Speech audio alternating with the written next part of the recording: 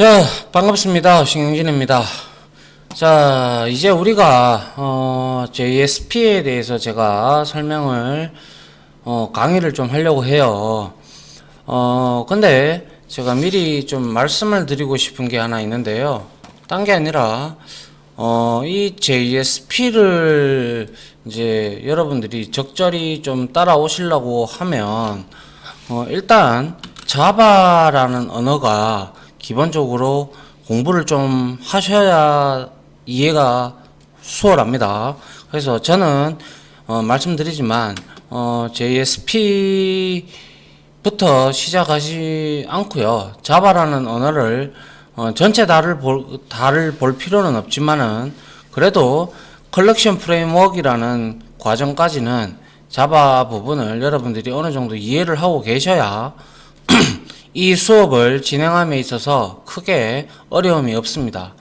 아울러 HTML5나 4나 상관은 없는데 태그를 시간 짬짬이 내서 여러분들이 공부를 조금 하셔야 돼요. 물론 여기에서 나오는 태그들에 대해서 제가 개인적으로 뭐 설명은 하겠지만은 그래도 그걸 볼 줄 알아야 이 자바 JSP가 어떻게 구동하는지도 여러분들이 알 수가 있단 말이죠. 자, 아울러 이렇게 자바하고 HTML 그리고 이제 뭐 일단 요 정도 수준. 근데 여기에서 가장 중요한 건 다시 말씀드리지만 자바라는 언어를 여러분들이 반드시 공부를 좀 하시고 넘어오셔야, 이 JSP를 공부하셔야 여러분들이 이해가 빠르고 그리고 어느 정도 이해가 되고 그렇습니다. 처음부터 기본적인 프로그래밍 언어를 하나를 마스터하지 않고 자바 JSP로 바로 시작을 하면 거의 소위 말해서 맨 땅에 헤딩하는 식으로 됐기 때문에 자바라는 개념을 자바라는 언어를 반드시 공부하고 요 장을 보시기 바랍니다. 제가 자바를 강의한 거를 올려놨기 때문에 지금 보시는 사이트나 이런데 그 자바를 참고를 하시고 그래서 좀 어느 정도 숙달이 되었다라고 가정을 했을 때 그때 이제 JSP로 넘어오시기 바랍니다. 일단 서두에 시작하기 전에 이렇게 말씀을 드리고 시작을 할게요. 자, 우리가 실제 JSP라는 거는요, 자바 서버 페이지의 약자죠. 그죠? 그래서 스크립트 언어의 한 예시입니다. 예시. 여기서 말하는 스크립트 언어라고 하는 것은 통상 PHP, 그리고 ASP, 그리고 JSP로 우리가 이렇게 세 가지 부류로 나눌 수가 있어요. 나눌 수가 있는데, PHP 같은 경우는,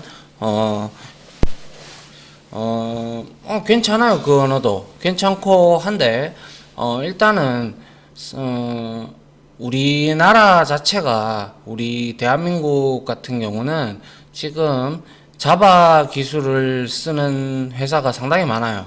그래서, JSP, 그리고 좀 더 진화가 돼서 이제 전자정보 프레임워크라는 스프링을 이제 스프링을 이제 공부를 하실 텐데, 그러면서 웹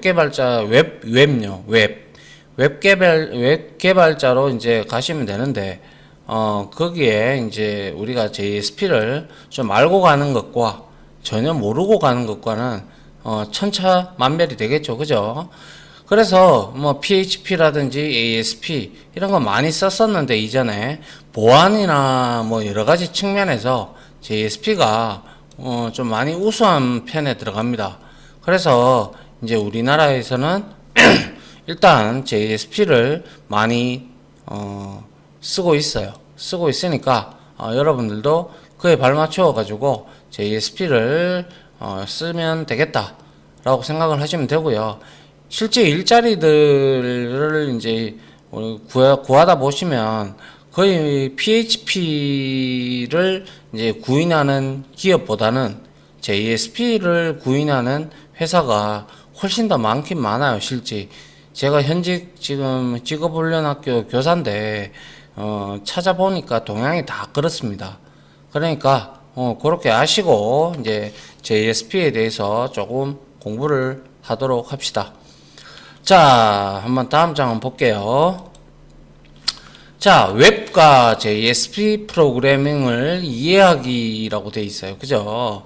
자, 우리가 실질적으로 인터넷과 웹의 개요에 대해서 좀 알려고 하면, 인터넷은 말 그대로 컴퓨터가 서로 연결이 되어서 TCP/IP라는 TCP 프로토콜이 있고 IP 프로토콜이 있어요. 그래서 이 프로토콜은 통신 규약입니다. 통신 규약. 알겠죠? 뭐 예를 들어서 나는 TCP는 뭐 어떻게 얘는 안정적인 이제 연결 지향적 프로토콜. 프로토콜이라는 거는 약속이라는 거예요. 약속. 알겠죠? 그래서 이러한 TCP/IP라는 통신 프로토콜을 이용하여 정보를 주고받는 전 세계의 컴퓨터 네트워크라고 되어 있죠. 그래서 그물망처럼 막 엮여 있잖아요. 여기도 엮여 있고 저기도 엮여 있고 그게 바로 인터넷이라는 거죠. 근데 그거를 우리가 IP 번호로 내부적으로 다 되어 있는데 그 IP 번호와 포트 번호로 이렇게 되어 있어요. 되어 있는데 사람들은 실제 이런 숫자라는 값보다는 도메인 그죠? 도메인 그 뭐 네이버라면 네이버, 다음이면 다음, 구글이면 구글 이런 것처럼 그런 거는 단어적인 것들은 외우기가 우리가 좀 수월하지만 IP는 숫자로 다 네 단위의 숫자로 되어 있기 때문에 그 부분을 이제 다 외우는 거는 좀 어떻게 보면 사람들한테는 힘들어요. 그죠? 그렇기 때문에 우리가 도메인 네임 서비스라고 해서 DNS가 있죠. 그죠? 그걸 우리가 이제 구글이라고 딱 치고 들어가면 그거를 IP를 이제 자동으로 이제 변환을 해가지고 접속을 하게 만들어 줍니다. 아시겠죠? 그러한 게 이제 뭐 인터넷이라고 보시면 되고, 자, 웹은 뭐냐면 인터넷에 연결된 컴퓨터들을 통해 가지고 사람들이 정보를 공유할 수 있는 정보 공간. 그죠? 그래서 얘는 인터넷에 연결된 컴퓨터들을 통해 가지고 사람들이 정보를 막 공유를 하잖아요. 게시판이라든지 그리고 또 뭐 있습니까? 뭐 여러 가지 FTP 뭐 이런 것들도 있고 뭐 이런 것들에 이제 정보를 이제 서로 공유하는 공간을 우리가 넓게 말해서 웹이라고 얘기를 합니다. 자, 그리고 월드와이드 웹이 바로 이제 웹의 줄임말이 되죠. 그게 바로 이제 www의 약자가 되죠. 그죠? 그래서 자, 우리는 인터넷이 가장 넓다라고 보시면 되고요. 거기 안에 각각의 특정 포트들을 다 가지고 있어요. 포트라고 하는 것은 프로그램을 식별해주는 게 이제 포트라고 우리가 흔히 얘기를 할 수가 있는데요. 이러한 이메일 양식도 있고요. 웹으로 가는 8080 포트, FTP로 가는 21번 포트, 텔넷이 21번인가요? 제가 좀 오래돼서 까먹었네요, 어떻게는. 여튼 8080 포트가 이제 기본적으로 우리가 쓰는 웹 포트라고 보시면 될 거예요. 그래서 이런 걸 다 포함하고 있는 게 어차피 인터넷이 근간이 돼줘야 서로 메일도 보낼 수 있고 파일도 보낼 수 있고 페이지도 공유할 수 있고 그죠? 여러 가지를 할 수 있단 말이죠. 그래서 뗄래야 뗄 수가 없는 관계가 바로 이놈 둘이죠. 이제 요즘엔 또 하나가 더 들어왔죠. 앱이라고. 그죠? 맞습니까? 그래서 앱이 이제 모바일이 많이 활성화가 되면서 앱이 이렇게 등장을 했다라는 사실까지 그죠? 그렇게 우리가 이해를 하면 될 것 같고요. 자, 웹에 기본 동작 원리가 있어요. 웹은 기본적으로 우리가 아시다시피 여러분들이나 저나 클라이언트 단들이 많죠. 그죠? 다른 말로 엔드 유저라고도 얘기를 하고요. 그리고 이제 클라이언트들은 대다수가 서버에 접속을 하죠. 맞습니까? 그럼 서버 안에서 어떠한 클라이언트의 요청이 들어오면 그죠? 그거에 대한 반응을 해야 되죠. 그래서 우리가 이거를 요청하는 걸 우리가 리퀘스트 한다. 그리고 반응을 한다 해서 리스판스라고 합니다. 그래서 클라이언트 서버 방식으로 동작이 된다 이거죠. 맞습니까? 그래서 요 그림과 같이 여러 4명이 이렇게 하나의 서버에 이런 식으로 접속을 한다라는 거죠. 이거는 이제 한 명을 이렇게 세부적으로 표식을 한 거죠. 자, 이렇게 단말기를 통해서 요청을 하게 되면 이 단말기에서 제공하는 앱 프로그래밍이 앱이 있을 거 아니에요. 그러면 그 앱을 저장할 수 있는 공간, 움직일 수 있는 공간을 이제 우리가 서버단에다가 회사의 서버단이 있잖아요. 그죠? 거기에 서버에 들어가서 우리가 적절한 코드, 즉 이 사용자가 요청했던 코드를 여기서 서버에 전달을 하고 서버에서 막 처리를 해요. 처리를 하고 다시 이렇게 사용자에게 응답을 해주는 형태가 바로 이제 제가 앞서 말씀드렸던 리퀘스트와 리스판스의 역할을 한다 라고 그렇게 생각을 하시면 됩니다. 자, 그리고 가장 널리 쓰이는 웹서버들이 있는데요. 통상 아파치 하고요, 톰캣, 그리고 IIS 이렇게 있다라고 보시면 되고요. 우리는 이제 톰캣 서버로 실제 이제 한번 우리가 해볼 거예요. 아시겠죠? 그래서 이 웹서버를 우리가 직접 PC, 자기 로컬 PC에 우리가 설치를 해서 직접 구현할 수가 있거든요. 얼마든지. 그래가지고 우리가 이제 그 내용을 입히면 된다는 거죠. 됐죠? 예, 이게 바로 이제 웹의 기본 동작 원리입니다. 자, 그 다음 보죠. 자, 정적 페이지와 동적 웹페이지 이렇게 나뉜다라고 되어 있는데, 정적이다라는 뜻이 뭔가요? 그죠? 움직임이 없는 거. 그죠? 움직임이 없는 걸 우리가 정적이다라고 얘기를 하고, 움직임이 있는 거를 우리가 동적이다라고 얘기를 하죠. 다이나믹하게. 그죠? 그래서 정적 웹페이지란 컴퓨터에 저장된 텍스트 파일을 그대로 보는 거예요. 그죠? 대표적인 게 바로 HTML이죠. 왜? 얘는 Hypertext Markup Language라고 해서 우리가 태그를 만들어서 프로그램을 짜죠. 뼈대를 만든단 말이죠. 웹페이지를 만들 때. 근데 얘는 HTML만 이용을 하면, 그냥 정적이에요. 그 화면만 보여주는 것 뿐이에요. 우리가 어떠한 버튼을 누른다든지, 어떠한 내용을 작성을 한다든지, 좀 동적으로 만들려 그러면, 우리가 자바스크립트는 대표적인 클라이언트 동적 프로그램을 동적 스크립트를 만드는 언어가 되고요. 그리고 동적 웹페이지, 이거는 이제 저장된 내용을 다른 변수로 가공 처리하여 보여주는 것. 예를 들어서 우리가 웹페이지에 여기에 구구단을 출력한다고 해봐요. 그러면 여기에다가 9라고 입력을 하고, 자, 9구단 출력 이라면 딱 변해서 919 이렇게 쭉 나오잖아요. 페이지가. 그러면 동적으로 막 움직이잖아요. 그죠? 이렇게 내부적으로 서버에 있는 우리가 이러한 내용을 코드를 등록해 두면, 서버가 이제 클라이언트의 요청을 받아가지고 그 값을 가지고 어떠한 내용을 처리를 해서, 사용자에게 보여준다. 그래서 동적인 웹페이지다라고 얘기를 합니다. 그래서 통상적으로 PHP, 퍼스널 홈페이지의 약자고요. ASP, 액티브 서버 페이지고요. JSP는 자바 서버 페이지죠. 그래서 ASP는 요즘에 이제 거의 안 쓰고 있고요. 제가 알기로. 그리고 PHP는 그래도 쓰는 데가 좀 있고, JSP가 그래도 많이 일단은 찾고 있다.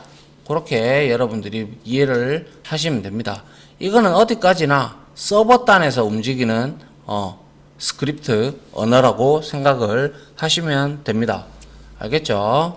이거는 HTML은 클라이언트한테 우리가 이제 클라이언트들을 웹페이지 이런 거 만들 때 여기에다가 이제 같이 PHP나 ASP나 JSP를 같이 섞어서 쓸 수도 있고요. 아니면 분리를 해서 써도 문제는 없습니다. 그러한 내용에 대해서는 추후에 실습을 하면서 제가 여러분들한테 각각 보여드리도록 하겠습니다. 자, 그 다음 한번 볼까요?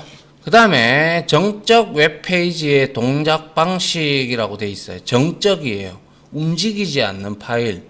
그래서 클라이언트가 예를 들어서 웹페이지를 요청을 하잖아요. 하면 웹서버는 여기에 HTML 파일이 올라가 있을 거잖아요. 그죠? 그러면 준비된 이 HTML 파일을 그대로 아무런 처리도 하지 않고 그대로 보여주기만 하는 거예요. 클라이언트한테. 무슨 말인지 이해가시죠? 그대로 이렇게 보여주는 거예요. 그런데 우리가 거기에서 그대로 보여주면 로그인도 하고 어떤 걸 다운로드도 받고 등등 여러 가지를 할 거잖아요.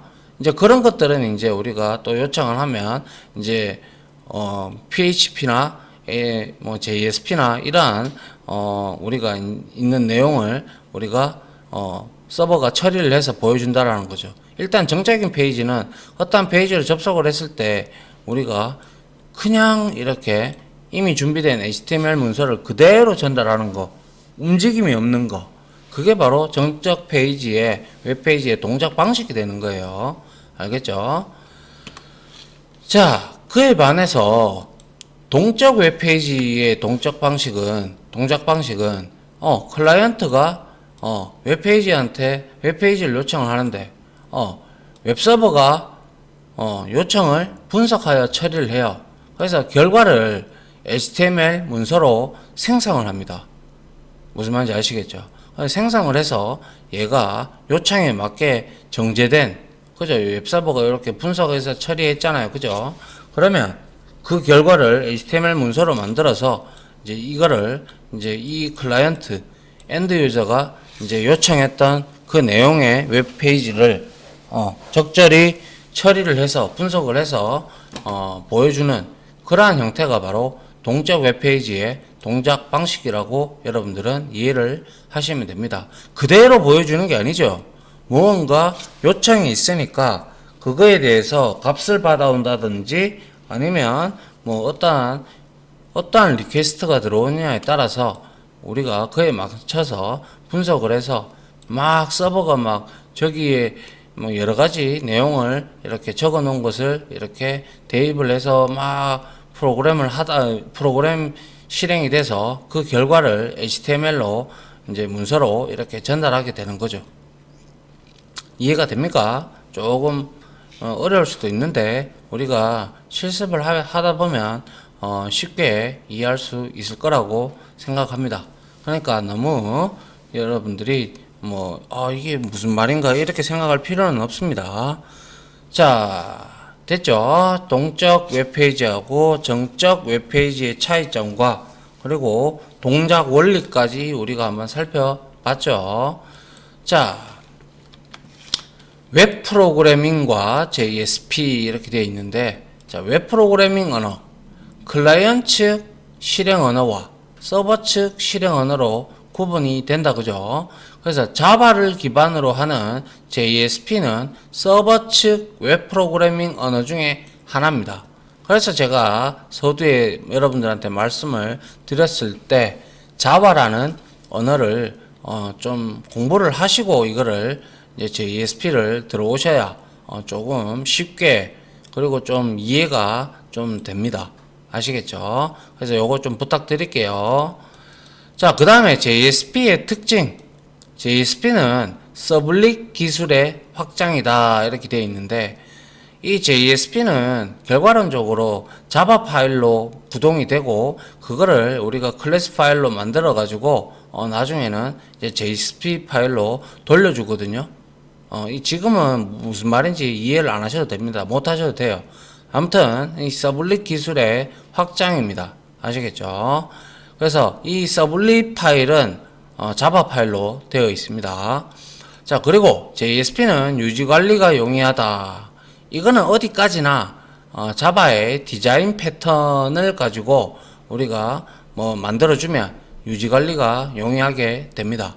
아시겠죠? 그래서 뒤에 나오는 프론트 컨트롤러 패턴이라든지 아니면 확장자 패턴이라든지 아니면 커맨드 패턴이라든지 또 MVC 패턴 이런 패턴들이 있어요. 그런 것들을 공부를 해서 거기에 뼈대에 맞춰서 우리가 프로그래밍을 하게 되면 어디에서 문제가 생겼는지 금방금방 캐치해내기가 쉽기 때문에 유지관리에 용이하다라고 우리가 말을 할 수가 있겠네요.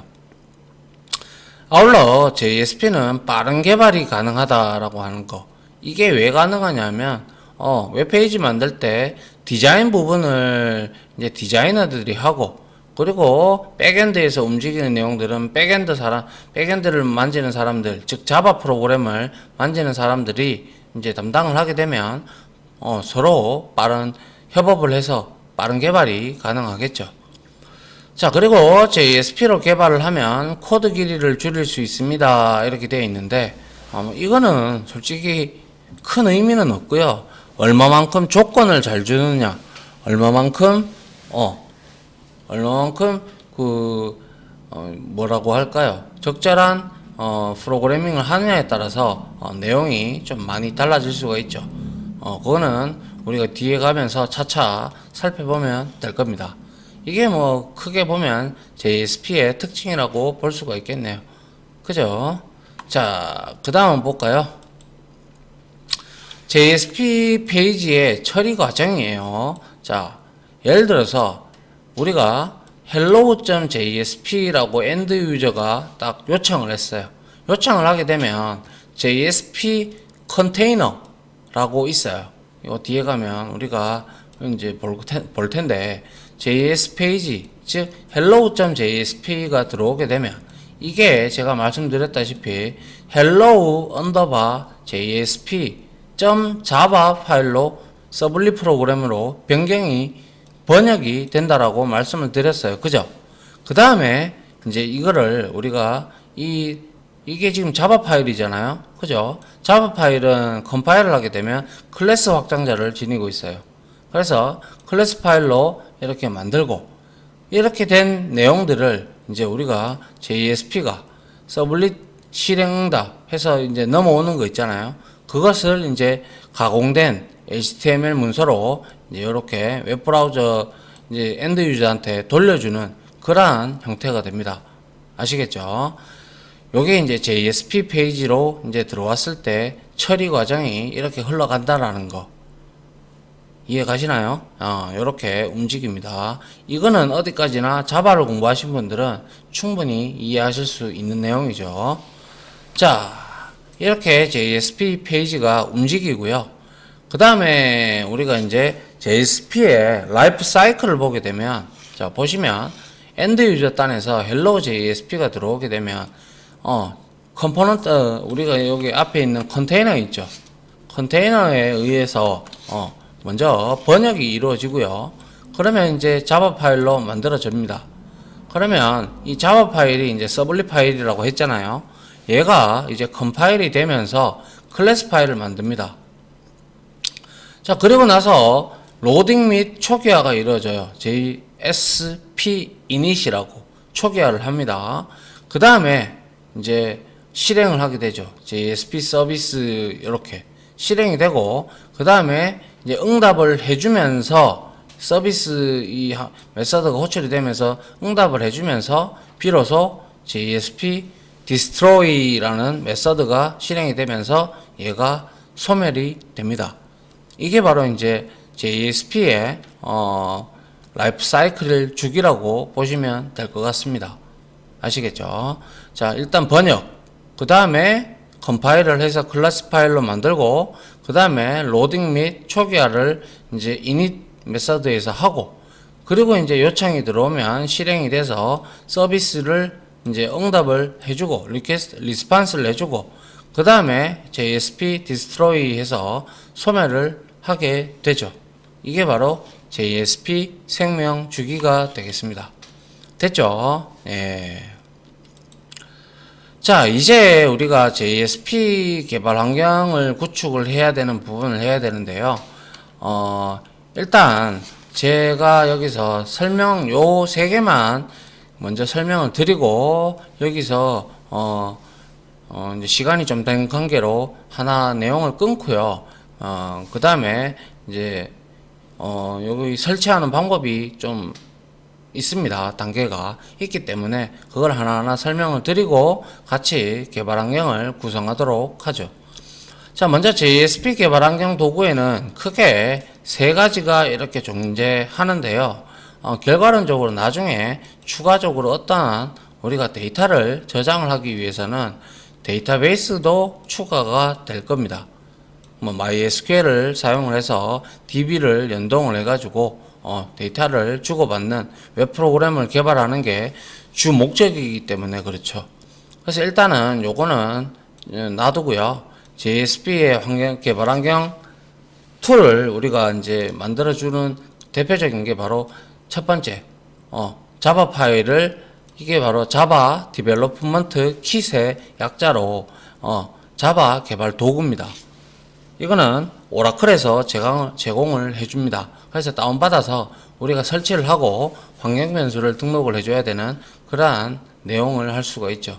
왜냐하면 JSP는 자바 기반이기 때문에 그렇죠.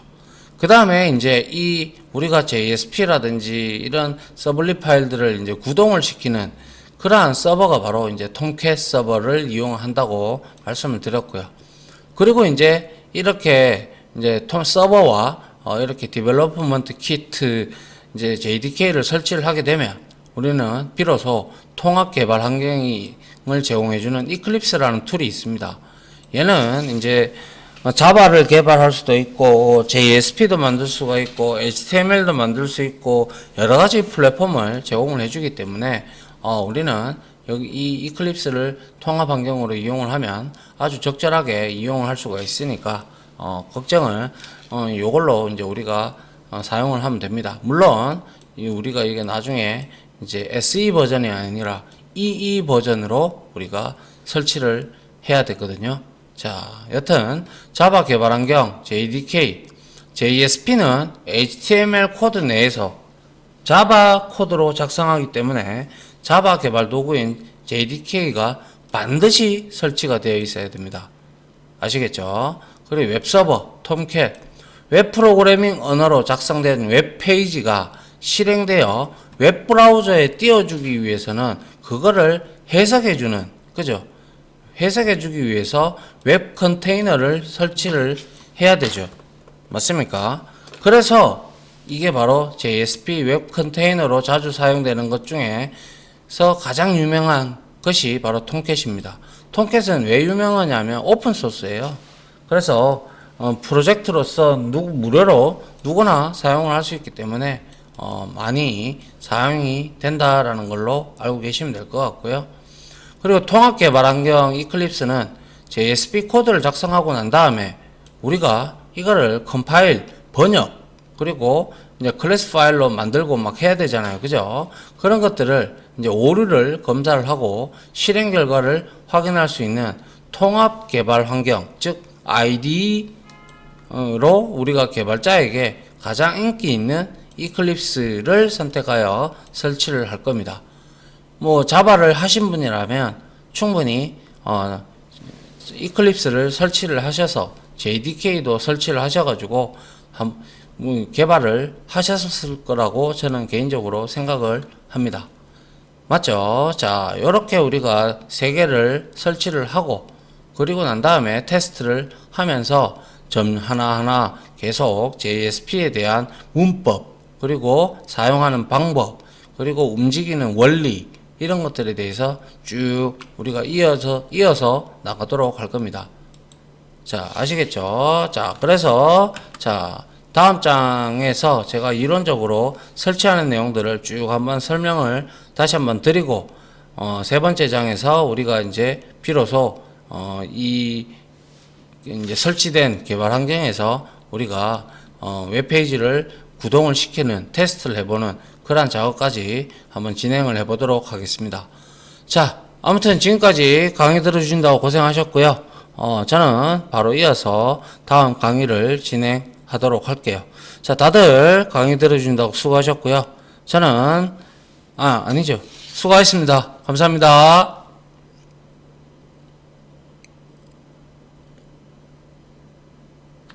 지금까지 보신 영상으로 자신의 실력이 혹시 1이라도 올라갔다고 생각하시면 구독 그리고 좋아요, 알림 설정은 제가 컨텐츠 제작에 많은 도움이 됩니다.